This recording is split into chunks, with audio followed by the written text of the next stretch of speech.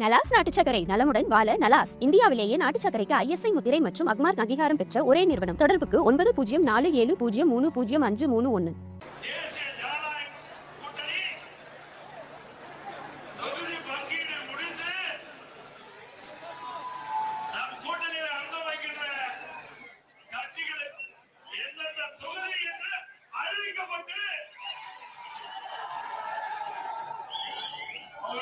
சந்திக்கின்றேன்.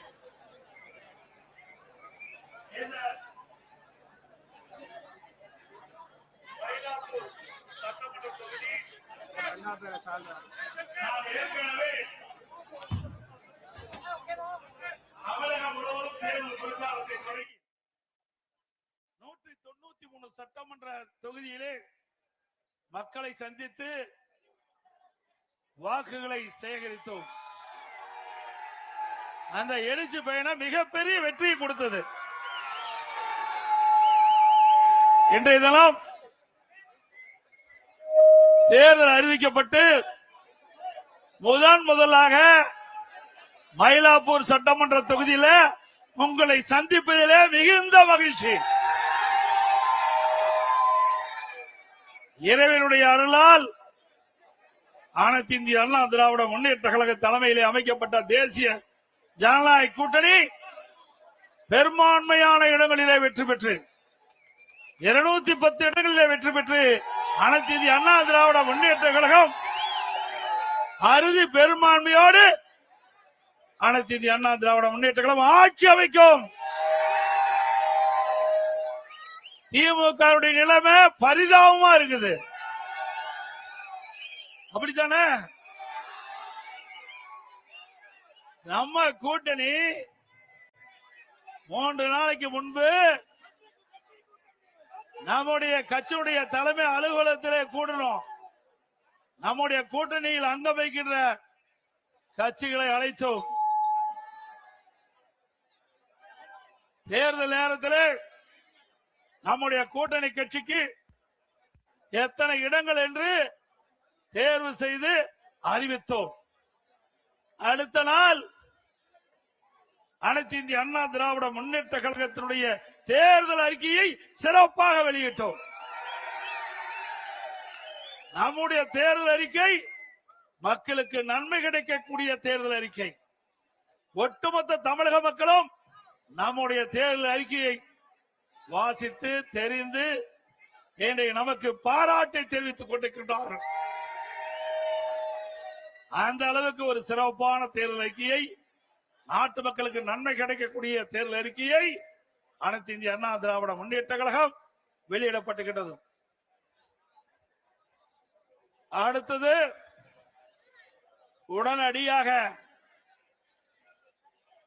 அனைத்து இந்திய அண்ணா திராவிட முன்னேற்ற கழகம் நம்முடைய கூட்டணி கட்சியினுடைய தலைவர்களை அழைத்து பேச்சுவார்த்தை நடத்தி எந்தெந்த தொகுதியில் எந்தெந்த கட்சியை போட்டியிடும் என்ற பேசி ஒருமித்த கருத்தோட இன்றைய தினம் நாம் வெளியிட்டிருக்கிறோம். அது மட்டுமல்ல, அனைத்து இந்திய அண்ணா திராவிட முன்னேற்ற கழகம் முதற்கட்ட வேட்பாளர் பட்டியலில் அறிவிக்கப்பட்ட கட்சி அண்ணா திமுக கட்சி.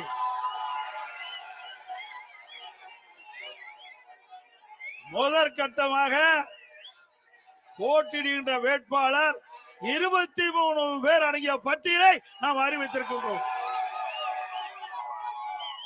இன்னும் ஓரிரு நாட்களில் அனைத்து இந்திய அண்ணா திராவிட முன்னேற்ற கழக வேட்பாளர்கள் போட்டியிடுகின்ற பட்டியல் முழுமையும் வெற்றி அறிவிக்கப்படும் என்பதை மகிழ்ச்சியோடு தெரிவித்துக்கிறேன்.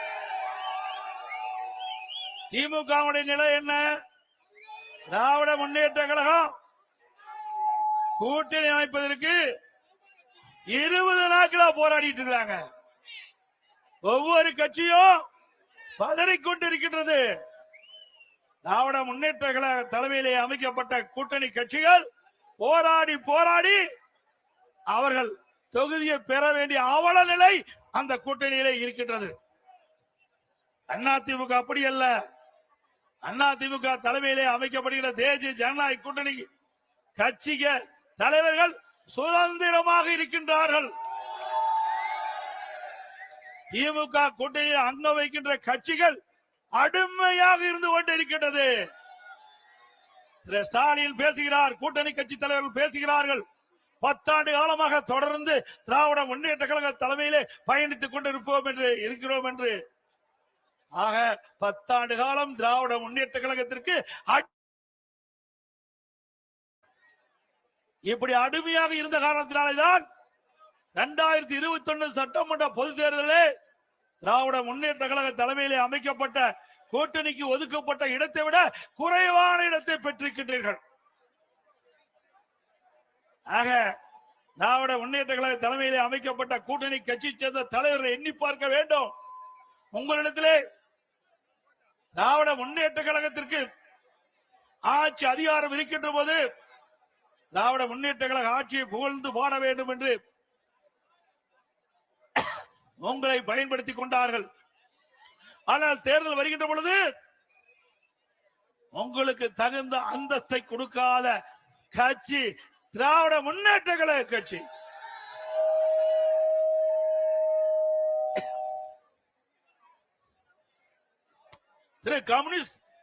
கம்யூனிஸ்ட் கட்சியை சேர்ந்தவர்கள் போராடி பார்த்தார்கள்.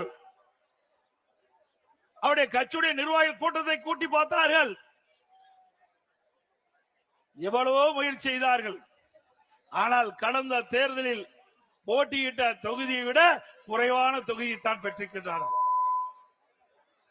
அதே போல திருமாவளவன் விடுதலை சிறுத்தை கட்சிகள், திருமாவளவன் தலைமையில் இருக்கின்ற விடுதலை சிறுத்தை கட்சி எவ்வளவோ போராடி 8 இடங்களில் பெற்றிருக்கிறாங்க. அது ஒரு அங்கீகரிக்கப்பட்ட கட்சியா இருக்குது. அங்கீகாரம் இல்லாத ஒரு கட்சிக்கு அதிக இடம் கொடுத்திருக்கிறாங்க. இதுதான் திமுக. புரிந்து கொள்ளுங்கள். திராவிட முன்னேற்ற கழக தலைமையிலே அமைந்துள்ள கூட்டணிகள் இனியாவது உணர்ந்து கொள்ளுங்கள். உங்களிடத்திலே திராவிட முன்னேற்ற கழக விசுவாசம் கிடையாது. திராவிட முன்னேற்ற கழகத்தை நம்பியவர்கள் நடு ரோட்டிலே விட்டு விடுவார்கள். அனைத்து இந்திய அண்ணா திராவிட முன்னேற்ற கழக தலைமையிலே அமைக்கப்படுகின்ற கூட்டணி கட்சி தலைவர்களுக்கு உரிய மரியாதை கிடைக்கின்ற கட்சி அண்ணா திமுக கட்சி.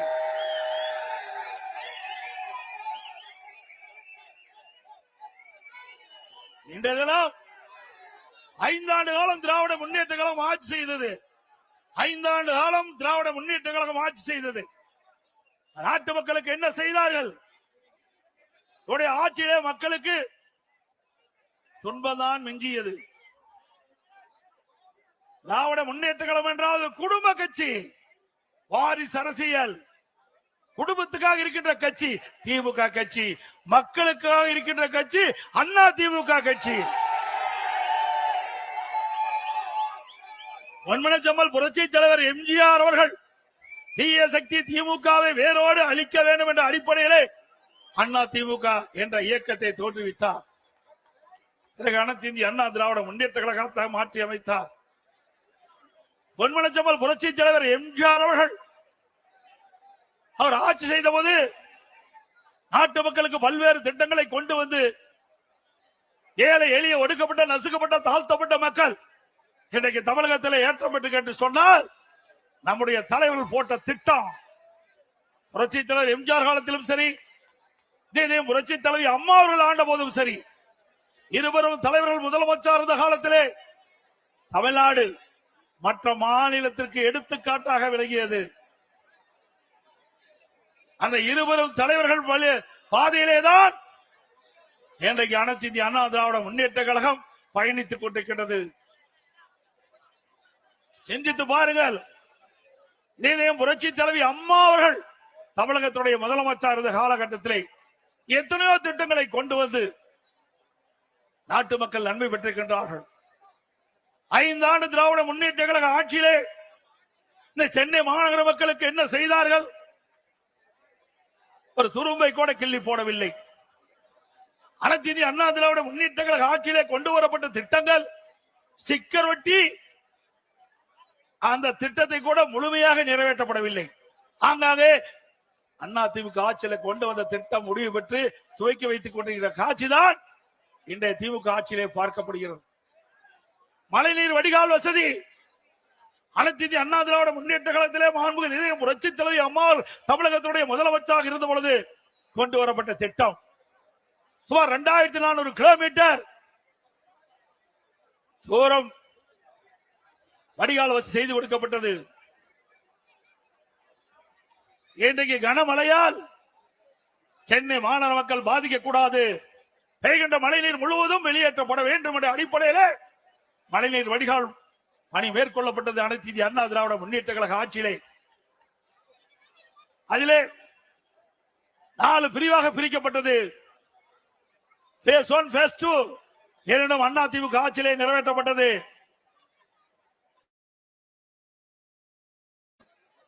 ஆட்சி மாற்றம் திராவிட முன்னேற்ற கழகம் ஆட்சிக்கு வந்தது. இதுவரை முழுமையாக வடிகால் வசதி பணிகள் நிறைவேற்றப்படவில்லை. 2 ஆண்டுக்கு முன்பே இன்றைய முதலமைச்சர் திரு ஸ்டாலின் அவர்களும்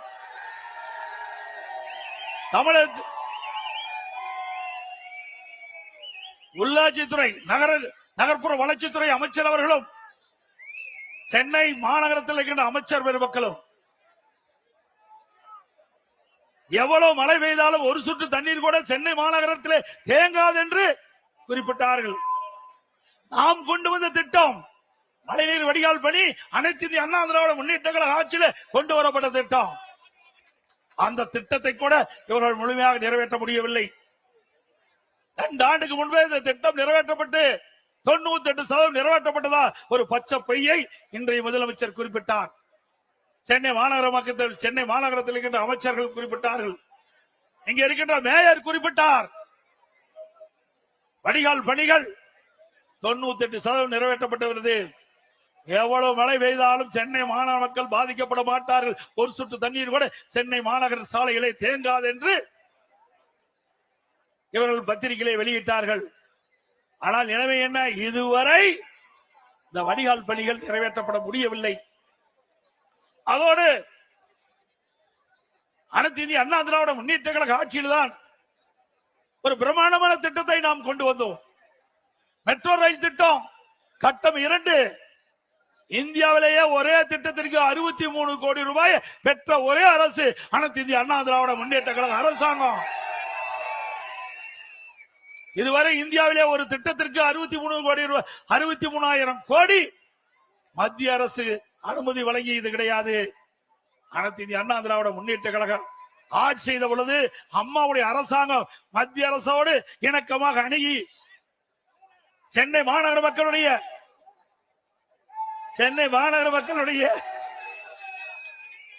போக்குவரத்து நெரிசலை குறைக்க வேண்டும் என்று இதை புரட்சி தலைவி அம்மா அவர்கள் திட்டமிட்டார்கள். துரதிருஷ்டவசமாக அம்மா அவர்கள் மறைந்தார்கள். அம்மா கொடுக்கப்பட்ட வாக்குறுதியை நிறைவேற்றுகின்ற விதமாக அம்மா போட்ட திட்டத்தை முழுமையாக நிறைவேற்ற வேண்டும் என்ற அடிப்படையிலே மத்திய அரசோடு தொடர்பு கொண்டு மெட்ரோ ரயில் திட்டம் கட்டம் 2 118 கிலோமீட்டர் அந்த ரயில் பாதை அமைக்குவதற்கு அனுமதி பெற்று அந்த திட்டத்திற்காக மத்திய அமைச்சர் மரியாதைக்குரிய உள்துறை அமைச்சர் அமித்ஷா அவர்களை நேரடியாக சென்னைக்கு அழைத்து அடிக்கல் நாட்டிய அரசாங்கம் அதிமுக அரசாங்கம். இந்த திட்டம் முழுமையாக நிறைவேறுகின்ற பொழுது சென்னை மாநகர மக்கள் போக்குவரத்து நெரிசல் இல்லாம பயணம் செய்ய முடியும்.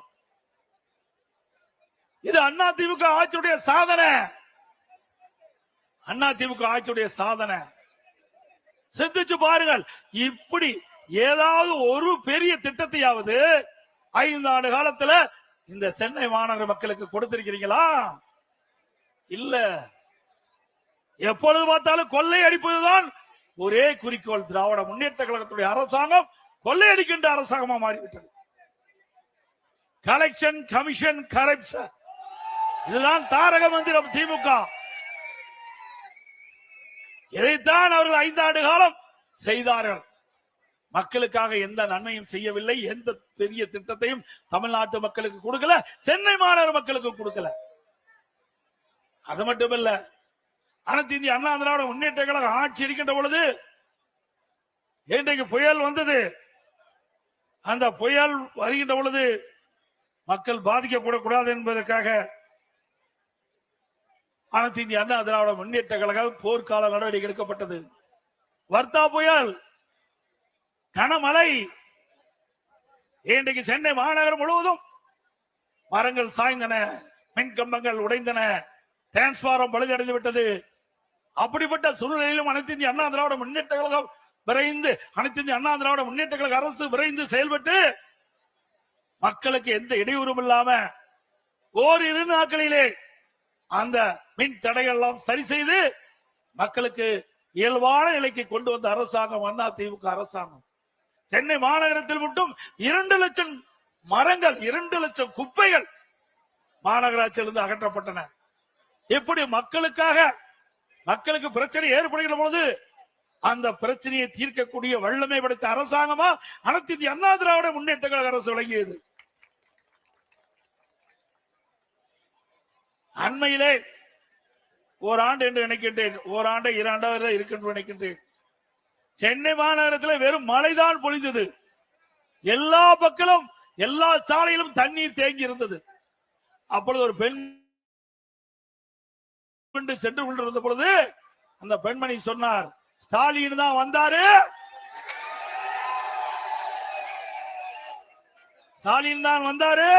நீச்சல் அடிக்க விட்டார். அப்படிப்பட்ட நிலைமைதான் சென்னை மாநகரத்தில் விளங்கி கொண்டிருக்கின்றது. இன்றைக்கு ஸ்டாலினுடைய ஆட்சியில குடும்பத்தில் இருக்கின்றவர்கள் அதிகார மையங்கள் 4 அதிகார மையம். 1 முதலமைச்சர் ஸ்டாலின், 2 துணை முதலமைச்சர் உதயநிதி அவர்கள், 3 திரு ஸ்டாலினுடைய மருமகன் சபரீஸ்வரன், 4 திரு ஸ்டாலினுடைய மனைவி மரியாதைக்கு துர்கா அவர்கள். 4 அதிகார மையங்கள் தமிழகத்தை ஆட்டி படைத்துக் கொண்டிருக்கின்றது. இந்த 4 அதிகார மையங்களுக்கும் முடிவு கட்டுகின்ற தேர்தல் வருகின்ற சட்டமன்ற பொது தேர்தல்.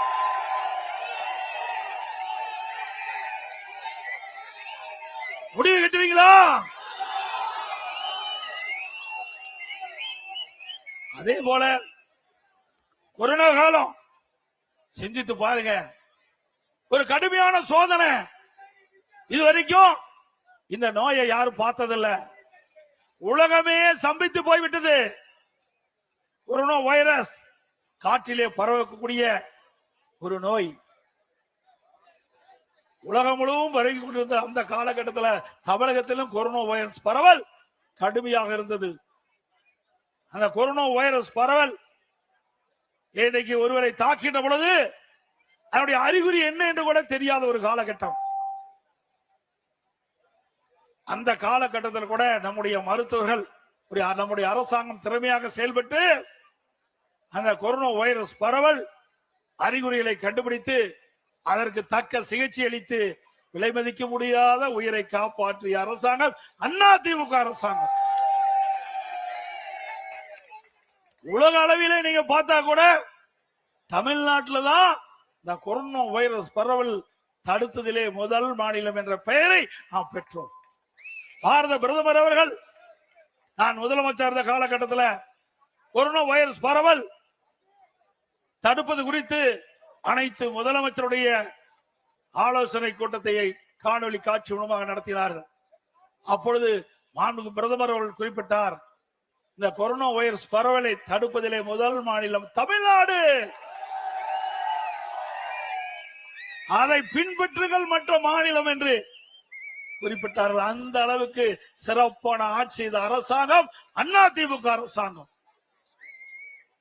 அதே காலகட்டம் சென்னை மாநகர மக்கள் மற்றும் பல்வேறு மாநகராட்சியில் இருக்கின்ற மக்கள், நகராட்சியில் இருக்கின்ற மக்கள் வேலை வாய்ப்பு இல்ல, உணவு கிடைக்காத ஒரு சூழ்நிலை. அரசாங்கத்துக்கு தெரிந்தவுடன் அனைத்து இந்திய அண்ணா திராவிட முன்னேற்ற கழக அரசு ஏழை மக்கள் பாதிக்க கூடாது, அவர்களுக்கு 3 வேளையும் சுட சுட உணவு கொடுக்க வேண்டும் என்ற அடிப்படையிலே அனைத்து அம்மா உணவகத்திலும் உணவுகள் தயாரிக்கப்பட்டு சமூக நல கூடங்களிலே உணவு தயாரிக்கப்பட்டு ஒரு நாளைக்கு 7 லட்சம் பேர்களுக்கு உணவு வழங்கிய அரசாங்கம் அண்ணா திமுக அரசாங்கம். கிட்டத்தட்ட 11 மாதம் விலை இல்லாம அம்மா உணவகத்திலே உணவளித்த அரசு அதிமுக அரசு. மாற்றுத்திறனாளிகள், கர்ப்பிணி பெண்கள், முதியோர்கள், அவர்களுக்கெல்லாம் அவர் இல்லத்துக்கே சென்று சுட சுட 3 வேளையும் கொரோனா காலத்திலே உணவு கொடுத்த அரசாங்கம் அதிமுக அரசாங்கம். அதே போல வேலைவாய்ப்பில்ல, ஏழைகள் துன்பப்படக்கூடாது என்பதற்காக ரேஷன் கடையிலே 11 மாத காலம் விலையில்லாம உணவுப் பொருள் கொடுத்த ஒரே அரசாங்கம் அதிமுக அரசாங்கம். அனைத்து இந்திய அண்ணா திராவிட முன்னேற்ற கழக அரசாங்கம் இந்த கொரோனா காலத்துல 11 மாசம் அரசுக்கு வருவாய் கிடையாது. டாஸ்மாக்ல வருவாய் இல்ல, பத்திரப்பதிவுல வருவாய் இல்ல, ரோட் டாக்ஸ்ல வருவாய் இல்ல, ஜிஎஸ்டி வருவாய் இல்ல, கலால்ல வருவாய் இல்ல. இப்படி வருவாயே இல்லாத காலகட்டத்தில் கூட ஒரு சிறப்பான ஆட்சி கொடுத்த ஒரே அரசாங்கம் அதிமுக அரசாங்கம். அந்த காலகட்டத்தில் பள்ளிகள் திறக்கப்படல, கல்விகள் திறக்கப்படல, மாணவர்கள் மன உளைச்சல், ஓராண்டு வீணா போய்விட்டது என்று கவலைப்பட்டுக் கொண்டே இருந்தார்கள். அந்த கவலையும் தீர்த்த ஒரே அரசாங்கம் அதிமுக அரசாங்கம். பள்ளியிலே படிக்கின்ற மாணவர்களுக்கு ஆல் பாஸ் போட்டு கொடுத்தோம். கல்லூரியிலே படிக்கின்ற மாணவர்களுக்கு ஆன்லைன்ல வகுப்பு நடத்தினோம். ஆன்லைன்ல தேர்வு, சிறப்பா கல்வி கட்டுறாங்க, சிறப்பா ஆன்லைன்ல தேர்வு எழுதி தேர்ச்சி பெற்றாங்க. ஆக இளைஞர்களையும் காப்பாற்றிய அரசு அரசாங்கம். இப்படி ஏதாவது ஒரு திட்டத்தையாவது இந்த ஆட்சியை பார்க்க முடிகிறதா? இப்படி ஏதாவது ஒரு திட்டத்தையாவது செயல்படுத்தி காட்டினார்களா? சிந்தித்து பாருங்கள். அது மட்டுமல்ல, திராவிட முன்னேற்ற கழகம் சுமார் 525 அறிவிப்புகள் 2021 சட்டமன்ற பொதுத் தேர்தலில் அறிவித்தார்கள். அந்த 525 அறிவிப்புகளை 4 ஒரு பங்கு அறிவிப்பு கூட இதுவரைக்கும் நிறைவேற்றல. ஆனா ஸ்டாலின் எப்பொழுது பார்த்தாலும் ஸ்டாலின் அமைச்சர் சகாக்கள் திராவிட முன்னேற்ற கழகம் அறிவிக்கப்பட்ட அறிவிப்புகள்ல 98% அறிவிப்புகள் நிறைவேற்றப்பட்டதாக ஒரு பச்சை பொய்யை சொல்லிட்டு இருக்காங்க. நிறைவேற்றிருக்காங்களா? பொய் தானே. இன்றைக்கு நம்முடைய நகரத்தில் இருக்கின்ற வாழ்கின்ற மக்கள் அவருடைய கல்விக்காக வங்கியிலே கடன் வாங்கின கடன் ரத்து பண்ணிருக்காங்களா? இது திராவிட முன்னேற்ற கழக தேர்தல் அறிக்கையிலே குறிப்பிட்டிருக்கார்கள். திராவிட முன்னேற்ற கழகம் ஆட்சிக்கு வந்தா அந்த கல்வி கடன் ரத்து செய்யல.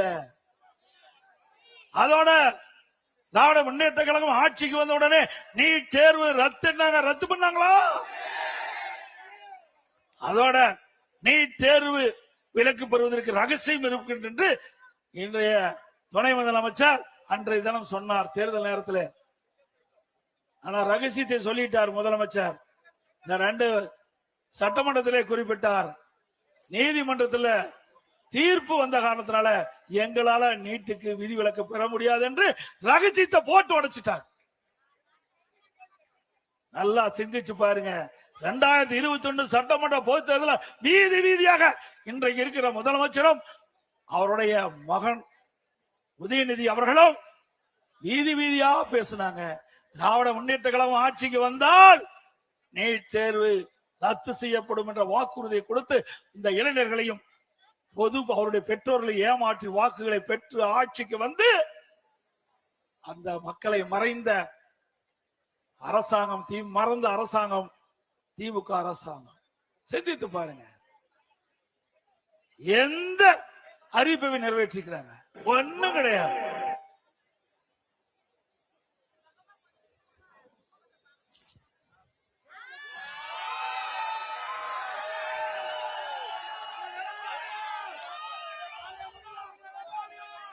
இன்றைக்கு இங்கே இருக்கின்ற மக்கள், நான் இந்த வீதியிலே வருகின்ற பொழுது பார்த்தேன், பெரும்பாலும் சாதாரண மக்கள். நான் கிராமத்திலே வாழ்ந்தவன், கிராமத்திலே பிறந்து வாழ்ந்தவன், ஏழைகளுடைய கஷ்டத்தை நன்கு உணர்ந்தவன், அவர்களோடு வாழ்ந்தவன், அவளுக்கு கஷ்ட நஷ்ட துன்பம் துயரம் வேதனைகளை பகிர்ந்து கொண்டவன். அந்த அடிப்படையில் எங்களுடைய ஆட்சி நடைபெற்றது. இன்றைய ஆட்சியாளர்கள் அப்படி அல்ல. செல்வர்களுக்குத்தான் இந்த ஆட்சியிலே முதலிடம், புகலிடம், ஏழைகளுக்கு இல்ல. அதிமுக ஆட்சிக்கு வரை ஏழைகளுக்காக திட்டங்களை போட்டோம். திமுக ஆட்சி குடும்பத்திற்காக திட்டங்களை போட்டுக் கொண்டிருக்கின்றார்கள். தேர்தல் நேரத்தில் கொடுக்கப்பட்ட வாக்குறுதி, திராவிட முன்னேற்ற கழகம் ஆட்சிக்கு வந்தால் சொத்து வரி உயர்த்த மாட்டோம் என்று வாக்குறுதி கொடுத்து அந்த வாக்குறுதியின் அடிப்படையிலே மக்களை ஏமாற்றி வாக்குகளை பெற்று ஆட்சிக்கு வந்த பிறகு சொத்து வரி உயர்த்திய ஒரே அரசாங்கம் திராவிட முன்னேற்ற கழக அரசாங்கம். இன்றைக்கு வீட்டு வரி 100% உயர்வு. இங்க இருக்கிற வீடு என்றால் 1000 ரூபாய்க்கு வரி செலுத்திக் கொண்டிருந்தால் இப்பொழுது 2000 ரூபாய் திமுக ஆட்சியிலே வரி செலுத்த வேண்டும். அதே போல இங்க இருக்கின்ற கடை அதிமுக ஆட்சியிலே இன்றைக்கு குறைந்த வரி செலுத்தப்பட்டது. ஆனால் திராவிட முன்னேற்ற கழக ஆட்சியிலே 180% வரியை உயர்த்திருக்கின்றார்கள். ஆண்டுக்கு 6% வீட்டு வரி உயர்வு, கடை வரி உயர்வு. இப்படிப்பட்ட கொடுங்கோல் ஆட்சி தேவையா? 100%, 150%, ஆண்டுக்கு 6% உயர்த்தப்பட்டு சொன்னால் அந்த மக்கள் எப்படி பிழைப்பார்கள்?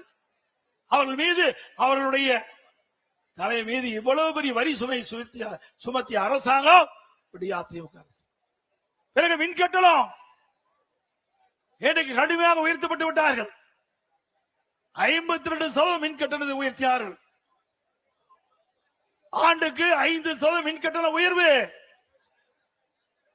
எவ்வளவு மக்கள் தாக்கு பிடித்துக் கொண்டிருக்கிறார்கள். தேர்தல் நேரத்திலே கொடுக்கப்பட்ட வாக்குறுதியை அப்படியே அந்தர்பல்ட்டி அடித்து மக்களை வாட்டி வதைக்கின்ற அரசாங்கமாக இன்றைக்கு விடியா திமுக அரசு இருந்து கொண்டிருக்கின்றது. இன்றைக்கு சிறு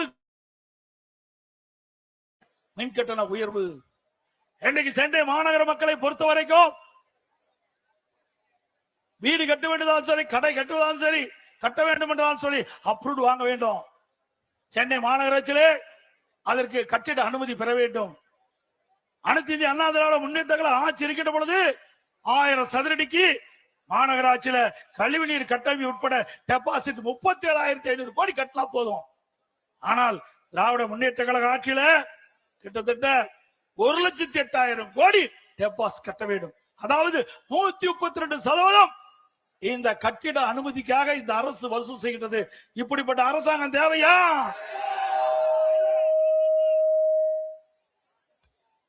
இங்கே சென்னை மாநகர மக்களை பொறுத்த வரைக்கும்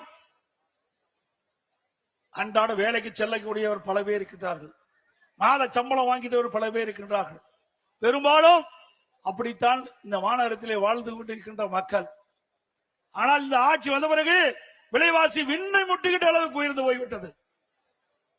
எனக்கு அரிசி விலை அனைத்து இந்திய அண்ணா திராவிட முன்னேற்ற கழக ஆட்சியில பச்சரிசி, சாப்பாட்டு அரிசி 1 கிலோ 40 ரூபாய்க்கு வித்தது. திராவிட முன்னேற்ற கழக ஆட்சியில 1 கிலோ 75 ரூபாய்க்கு விற்கிறது பச்சரிசி. பொன்னி புழுங்கல் அரிசி 1 கிலோ அண்ணா திமுக ஆட்சியில 45 ரூபாய். திராவிட முன்னேற்ற கழக ஆட்சியில 1 கிலோ 75 ரூபாய்க்கு விற்கின்றது. இட்லி புழுங்கல் அரிசி 1 கிலோ அனைத்து இந்திய அண்ணா திராவிட முன்னேற்ற கழக ஆட்சியில 30 ரூபாய்க்கு வித்தது. திராவிட முன்னேற்ற கழக ஆட்சியில 1 கிலோ 55 ரூபாய்க்கு விற்கிறது. கடல் எண்ணெய் 1 கிலோ அனைத்து இந்திய அண்ணா திராவிட முன்னேற்ற கழக ஆட்சியில 130 ரூபாய்க்கு வித்தது. இன்றைய தினம் 200 ரூபாய்க்கு விற்கின்றது. நல்லெண்ணெய் 1 கிலோ அனைத்து இந்திய அண்ணா திராவிட முன்னேற்ற கழக ஆட்சியில 250 ரூபாய்க்கு வித்தது. இன்றைக்கு 500 ரூபாய்க்கு விற்குது. துவரம்பருப்பு 1 கிலோ அண்ணா திமுக ஆட்சியில 74 ரூபாய். இன்றைக்கு திராவிட முன்னேற்ற கழக ஆட்சியில 120 ரூபாய்க்கு விற்குது. உளுத்தப்பருப்பு 1 கிலோ அண்ணா திமுக ஆட்சியில 79, திராவிட முன்னேற்ற கழக ஆட்சியில 120. ஆக இப்படி உணவுப் பொருளுடைய விலை மின்னை முட்டிக்கிட்ட அளவுக்கு உயர்ந்து விட்டது. ஏழை மக்களுக்கு வேலை வாய்ப்பு குறைவு, செலவு அதிகம், வரவு குறைவு. அதனால் மக்கள் படுகின்றார்கள் துன்பம். அதை பத்தி எல்லாம் இந்த அரசாங்கத்துக்கு கவலை இல்லை. இதே அனைத்து இந்திய அண்ணா திராவிட முன்னேற்ற கழக ஆட்சி இருக்கின்ற பொழுது இப்படி அத்தியாவசிய உணவுப் பொருட்கள் விலை ஏறுகின்ற பொழுது இந்த உணவுப் பொருளை கட்டுப்படுத்த, விலையை கட்டுப்படுத்த வேண்டும் என்பதற்காக விலை கட்டுப்பாட்டு நிதியம் என்று அதற்கென்று 100 கோடி ரூபாய் கூட்டுறவு அமைப்பிலே நிதி ஒதுக்கீடு செய்யப்பட்டு எந்த உணவுப் பொருள் விலை ஏறியதோ அந்த உணவுப் பொருள் எந்த மாநிலத்தில் விலை குறைவாக இருக்கின்றதோ அங்கே கொள்முதல் செஞ்சு தமிழகத்துக்கு கொண்டு வந்து கூட்டுறவு அமைப்பின் மூலமாக அந்த விலை ஏற்றத்தை தடுத்த அரசாங்கம் அதிமுக அரசாங்கம். இந்த ஏழை மக்களை பாதுகாக்கப்பட்ட அரசாங்கம். ஏழைகள் துன்பப்படக்கூடாது, அதற்காக பல்வேறு நடவடிக்கை எடுத்தோம். அது மட்டுமல்ல, திராவிட முன்னேற்ற கழக அரசு இன்றைக்கு இந்தியாவிலேயே அடிக்கடி முதலமைச்சர் பேசுறார், தமிழ்நாடு தான் முதலிடம், தமிழ்நாடு தான் முதலிடம். அந்த அமைச்சர் எல்லாம் பேசுறாங்க சூப்பர் முதலமைச்சர். எதுல சூப்பர் முதலமைச்சர்? கடன் வாங்குவதிலே சூப்பர் முதலமைச்சர். சிந்திச்சு பாருங்க, 5 ஆண்டுல 5 லட்சம் கோடி கடனை வாங்கி இந்தியாவிலேயே கடன் வாங்குவதிலே முதல் மாநிலம் என்ற பெயரை பெற்ற சாதனை படைத்த அரசாங்கம் திமுக அரசாங்கம்.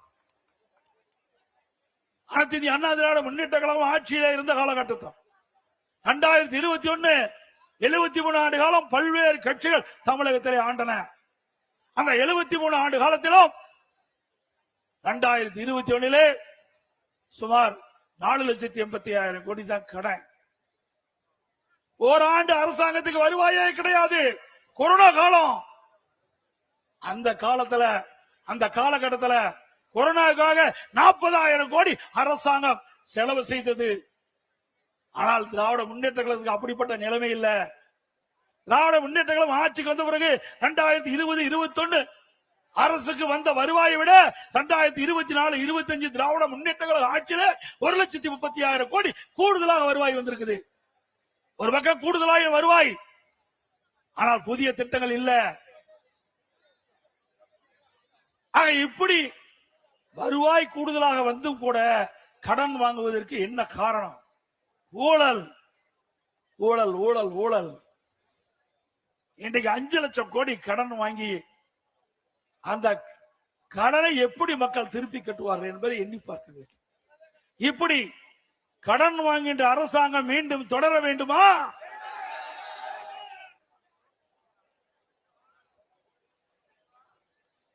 எவ்வளவோ பிரச்சனை நாட்டில் இருக்குது. அதையெல்லாம் திமுக முதலமைச்சருக்கு கவலை இல்ல, துணை முதலமைச்சருக்கு கவலை இல்ல. கார் பந்தயம் வேணுமா? என்னங்க கொடுமை. நாட்டு மக்கள் எவ்வளவு கஷ்டப்படுறாங்க, விலைவாசி உயர்வுல கஷ்டப்படுறாங்க. இன்றைக்கு முறையா தண்ணீர் கிடைக்கல, குடி தண்ணீர் கிடைக்கல என்று மக்கள் புலம்பிக் கொண்டிருக்கிறாங்க. ஆனா இன்றைக்கு துணை முதலமைச்சர் திரு உதயநிதி ஸ்டாலின் அவர்கள் நம்முடைய சென்னை மாநகரம் மத்திய பகுதியில பிரம்மாண்டமான கார் பந்தயத்தை நடத்துறார். பல 100 கோடியில கார் பந்தயம் நடத்திக்கிட்ட அரசாங்கம் தொடர வேண்டுமா? யாருடைய பணம்? மக்களுடைய வரி பணம். பிறகு திரு ஸ்டாலின் அவர்கள் அவருடைய தந்தைக்கு ஞாபகார்த்தமா பேனா வைக்கிறார். நீங்க பேனா வைங்க, நாங்க வேண்டாம்னு சொல்லல. அவருடைய திராவிட முன்னேற்ற கழகம் ட்ரஸ்ட் வச்சிருக்கிறாங்க. அது குடும்பத்தில் ஒரு ட்ரஸ்ட் வச்சிருக்கிறாங்க. 8,000 கோடி இருக்குது. திராவிட முன்னேற்ற கழகம் அந்த திரு கருணாநிதி குடும்பத்திற்கு ட்ரஸ்ட்ல 8,000 கோடி இருக்குது. அதுல பேனா வைங்க. யார் வேண்டாங்கிறா? மக்களுடைய வரி பணத்துல எழுதாத பேனாவை நடுக்கடல கொண்டு வைக்கிறாங்க. இது நியாயமா?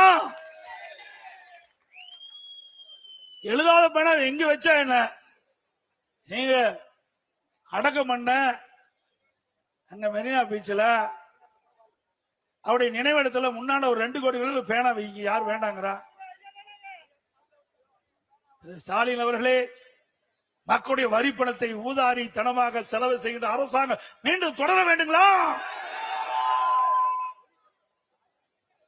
எல்லாத்துக்கும் மேல இன்றைக்கு திருடர்கள் மக்கள்கிட்ட நகை பிடுங்குவாங்க, பணத்தை கொள்ளையடிப்பாங்க. ஆனா திமுக ஆட்சியில உடல் உறுப்புல திருடுறாங்க. உடல் உறுப்பை திருடுறாங்க. அது யார் திருடுறா? திமுக எம்எல்ஏ. கொடுமை அல்லவா?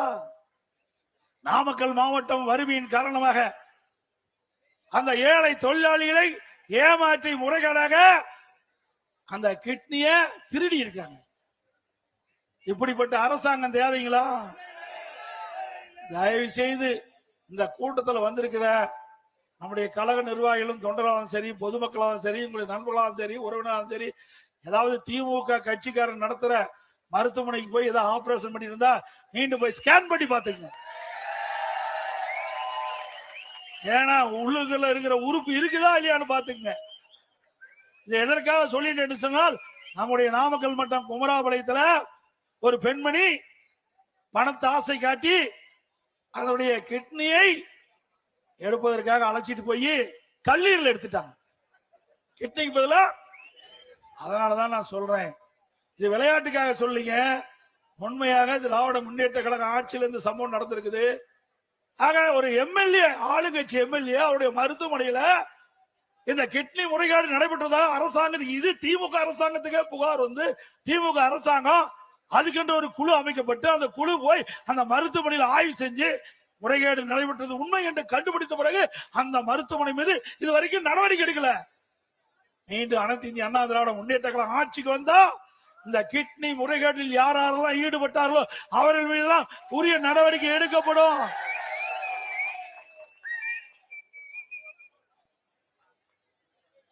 இன்னைக்கு எது கிடைக்குதோ இல்லையோ, கஞ்சா கிடைக்குது எல்லாத்தையும். கஞ்சா கிடைக்காத இடமே இல்லை. இன்றைக்கு தமிழகத்துல சட்ட ஒழுங்கு சீரழிவதற்கு காரணமே இந்த போதை விற்பனை தான். நான் ஏற்கனவே சட்டமன்ற உறுப்பினராகி பிரதான எதிர்கட்சி தலைவராக தேர்ந்தெடுக்கப்பட்ட பிறகு சட்டமன்றத்திலே முதலமைச்சருடைய கவனத்திற்கு கொண்டு வந்தேன். தமிழகத்தில் பல்வேறு நகரங்களிலும் கிராமங்களிலும் போதைப் பொருள்கள் பல்வேறு வடிவில் விற்கப்படுகிறது.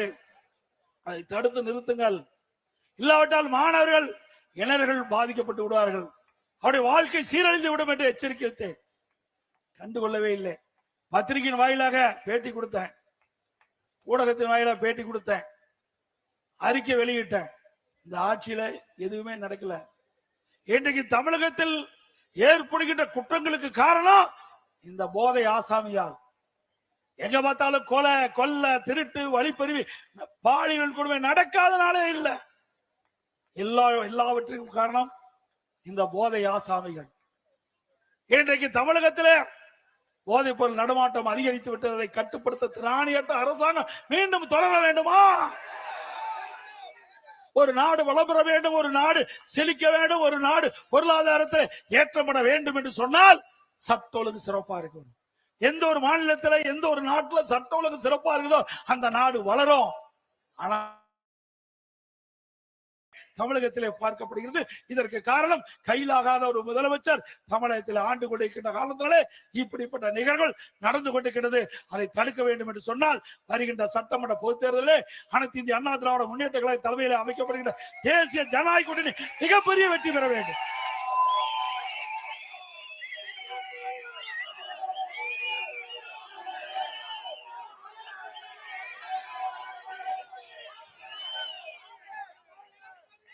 இன்றைய தினம் சென்னை மாநகரத்தில் பல்வேறு குற்றச்சம்பவங்கள் நடைபெற்றுக் கொண்டிருக்கின்றன.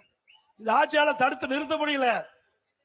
பட்டம் பகல்ல ஒரு கட்சியுடைய மாநில தலைவர் வெட்டி சாக்கிறார். இதுவரை உண்மை குற்றவாளிகளை கண்டுபிடிக்க முடியல. அதே போல திருநெல்வேலி காங்கிரஸ் கட்சியுடைய மாவட்ட தலைவர் எரித்து கொல்லப்படுகிறார். இதுவரை கண்டுபிடிக்க முடியல. அது மட்டும் இல்லாம தினந்தோறும் கொலை கொள்ளை சம்பவம் நடந்துகிட்டே இருக்குது. நாங்குநேரியில் பார்த்தா 2 இருசக்கர வாகனத்துல சாலையில சென்றுட்டு இருக்கிறாங்க. ஒரு இடத்துல மக்கள் நின்று கொண்டிருக்கிறாங்க. இந்த போதை ஆசாமிகள் அவங்க வெட்டி சாய்க்கிறாங்க. இப்படிப்பட்ட சம்பவம் தமிழகத்தில் நிலவி கொண்டிருக்கிறது. பெண்களுக்கு பாதுகாப்புல இந்த ஆட்சியில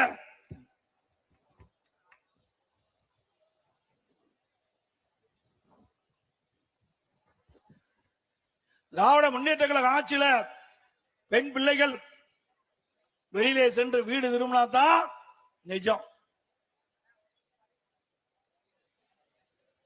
ஏண்டதலுக்கும் சிறுமிகளுக்கும் பாதுகாப்பு இல்ல, பெண்களுக்கும் பாதுகாப்பு இல்ல, பாட்டிமார்களுக்கும் பாதுகாப்பு இல்ல. இவ்வளவு மோசமான ஆட்சி இந்தியாவில் எங்கேயும் பார்க்க முடியாது. இன்னைக்கு அண்மையில பாத்தீங்கன்னா பல்வேறு சம்பவங்கள்.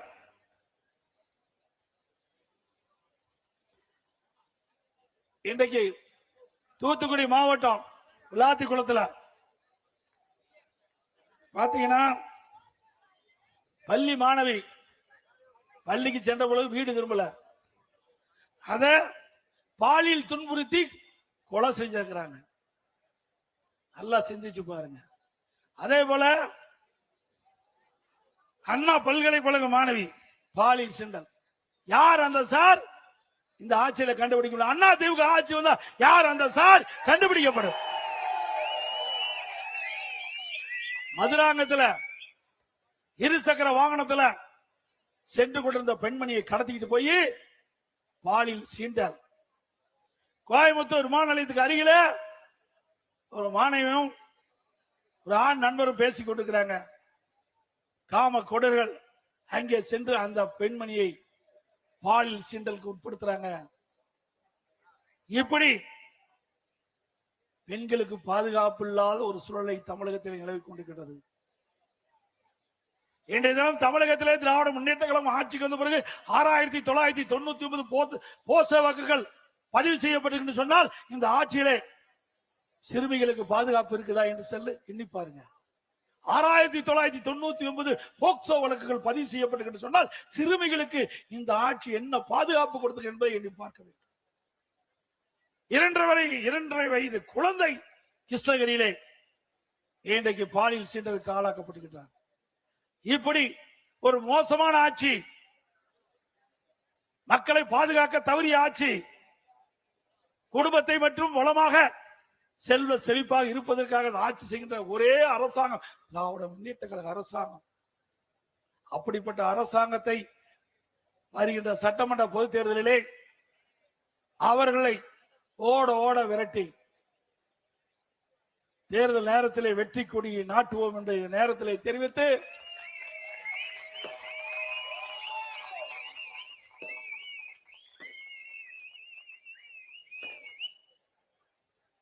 இந்த சட்டமன்ற தொகுதியிலே பாரதிய ஜனதா கட்சிக்கு ஒதுக்கப்பட்டுகின்றன. இந்த பாரதிய ஜனதா கட்சியினுடைய வேட்பாளர் போட்டியிட்டா அவருக்கு தாமரை சின்னத்திலே வாக்களித்து வெற்றி பெற வேண்டும். அதே போல சென்னை மாநகரத்திலே நம்முடைய அனைத்து இந்திய அண்ணா திராவிட முன்னேற்ற கழக வேட்பாளர் போட்டியிட்டா அவர் இரட்டை சின்னத்திலே வாக்களியுங்கள். அதே போல பாட்டாளி மக்கள் கட்சி அவள் போட்டியிடுகின்ற அந்த வேட்பாளருக்கு மாம்பழ சின்னத்திலே வாக்களியுங்கள். அதோடு அம்மா மக்கள் முன்னேற்ற கழகத்தை போட்டியிடுகின்ற வேட்பாளருக்கு குக்கர் சின்னத்திலே வாக்களியுங்கள். ஆக நம்முடைய கூட்டணி கட்சிகள் போட்டியிடுகின்ற தொகுதியிலே இருக்கின்ற அந்த கட்சி வேட்பாளருடைய சின்னங்களுக்கு வாக்களித்து அவர்களை வெற்றி பெற செய்ய வேண்டுமாய் இருக்கிற கூப்பி வேண்டி கேட்டு இந்த மிக சிறப்பாக எழுச்சியாக முதல் தேர்தல் பிரச்சார கூட்ட நிகழ்ச்சி கலந்து கொண்டுள்ள அனைத்து கழக நிர்வாகிகளுக்கும் நேரத்திலே நன்றி தெரிவித்து அதோடு அனைத்து இந்திய அண்ணா திராவிட முன்னேற்ற கழகம் ஆட்சிக்கு வந்தா இன்றைக்கு எல்லா குடும்பத்தில் இருக்கின்ற நம்முடைய குடும்ப தலைவிக்கு மாதந்தோறும் 2000 ரூபாய் வழங்கப்படும். அதே போல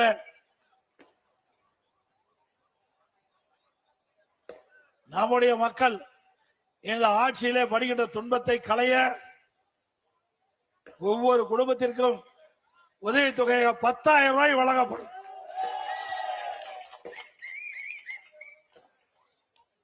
நகர பேருந்தில் தற்போது பெண்கள் கட்டணம் இல்லாமல் பயணம் செய்கின்றார்கள். அதே போல அதிமுக ஆட்சிக்கு வந்த பிறகு ஆண்களும் நகர பேருந்திலே கட்டணம் இல்லாமல் பயணம் செய்யலாம். குடும்ப அட்டைதாரருக்கு ஃப்ரிட்ஜ் வழங்கப்படும்.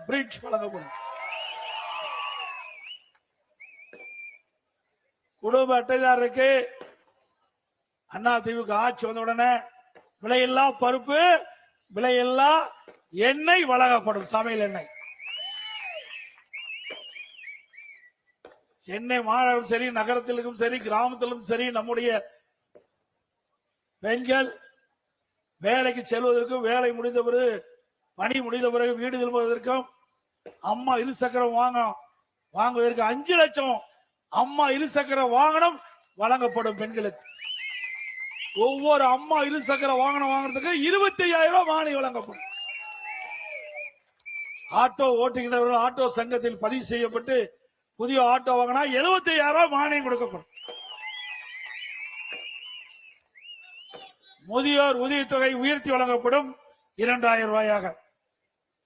இன்றைக்கு ஒவ்வொரு குடும்பத்திற்கும் அதிமுக ஆட்சி வந்த பிறகு 3 கேஸ் சிலிண்டர் மானியமாக வழங்கப்படும். நம்முடைய தாய்மார்களுக்கும் பெண்களுக்கும் தீபாவளி பண்டிகை சிறப்பாக கொண்டாடுவதற்கு அவர்களுக்கு பட்டு சேலை வழங்கப்படும். படித்த இளைஞர்கள் வேலை வாய்ப்பிலே பதிவு செய்யப்பட்டு பணி கிடைக்காமல் இருக்கின்ற நம்முடைய இளைஞர் சகோதரர்களுக்கு மாதந்தோறும் பட்டப்படிப்பு படித்தவர்களுக்கு 2,000 ரூபாய் வழங்கப்படும். +2 படித்தவர்களுக்கு 1000 ரூபாய் வழங்கப்படும். நகர பகுதியிலே இன்றைக்கு சாலை ஓரமாக நடைபாதை கடை நடத்துகின்றவர்கள் கூட்டுறவு சங்கத்திலே வாங்கிய கடன் முழுவதும் தள்ளுபடி செய்யப்படும். மாற்றுத்திறனாளிகள் கூட்டுறவு சங்கத்திலே வாங்கிய கடன் முழுவதும் தள்ளுபடி செய்யப்படும்.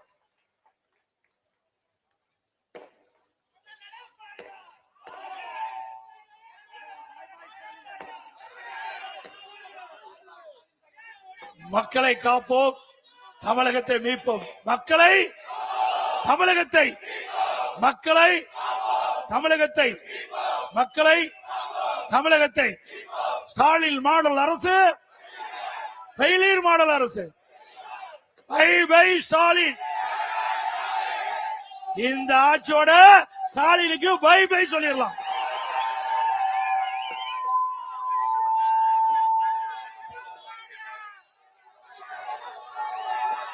அதோட இந்த தேர்தல் பிரச்சார கூட்ட நிகழ்ச்சியை கலந்து கொண்டுள்ள மூத்த தலைமை கழக நிர்வாகிகள், மாவட்ட செயலாளர்கள், இந்த சிறப்பான முதலாக தேர்தல் பிரச்சார கூட்ட நிகழ்ச்சி ஏற்பாடு செய்த மாவட்ட அறிவிச்ச அசோக் அவர்களுக்கும்,